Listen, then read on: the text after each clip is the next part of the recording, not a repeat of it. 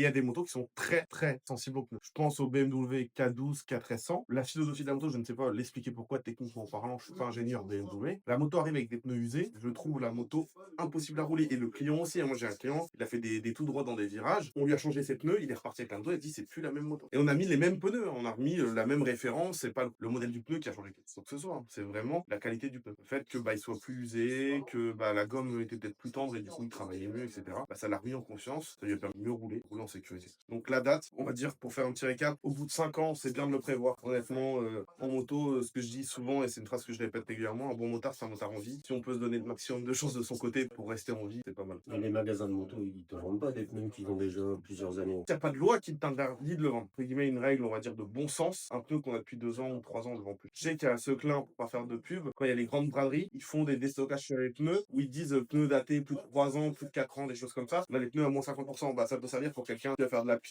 Ouais. ou qui roule énormément, et qui sait que dans un an, de toute façon, il va changer son pneu, etc. Et puis, eux, ils ont été bien stockés, ils ont été en entrepôt, etc. Donc, ils ont pas eu, ça les a pas abîmés. Autre chose qui vont abîmer les pneus, et moi, je trouve que c'est une des principales causes d'usure des pneus, c'est la pression des pneus. Les gens qui ne font pas leur pression de pneu, le pneu s'affaisse, le poids de la moto vient écraser le pneu à cet endroit-là. C'est une carcasse avec de la gomme, du caoutchouc et de l'acier. Tout vient prendre la forme d'écrasement. Et j'ai littéralement des pneus qui viennent avec des plats ou des déformations. Là, on le voit si on passe sa main sur ce pneu-là. Et pour le coup, c'est pas forcément une mauvaise utilisation. On sent qu'il y a des vaguelettes. Et ça, synonyme chez Michelin d'un pneu qui est sous-gonflé. Et Michelin, c'est exacerbé parce qu'en fait, il y a des petites lamelles qui permettent d'avoir une meilleure évacuation de l'eau, un meilleur comportement sous la pluie. C'est leur gros point fort. Et du coup, dès que le pneu il se dégonfle, les lamelles ils viennent se déformer et on le sent directement. Et on le voit visuellement, c'est flagrant que le pneu se déforme. Donc plus on fait les pressions de pneus souvent, mieux c'est. Une moto, c'est une fois par mois les pressions de pneus. On vient une fois par mois à son garage, il fait la pression des pneus, on le fait soi-même. C'est important. Le top du top, c'est les motos modernes. Maintenant, on a l'indicateur de pression de pneus qui vous dit faites ta pression de pneus ou bah, vous le voyez en direct, ce qui est noté. Ça, c'est le top. Deuxième chose qui use beaucoup les pneus, moto stagnante. La moto qu'on laisse dans son garage 6 mois parce qu'on roule pas avec, bah faut dire que pendant 6 mois, il y a 200 kilos qui écrasent le pneu comme ça. Et ça bouge pas. Bah forcément, au bout d'un moment, ça prend la forme. Le pneu, il commence à prendre la forme du sol. Et le client, il dit, bah je comprends pas, j'ai changé mes pneus l'année dernière, ils sont déjà morts.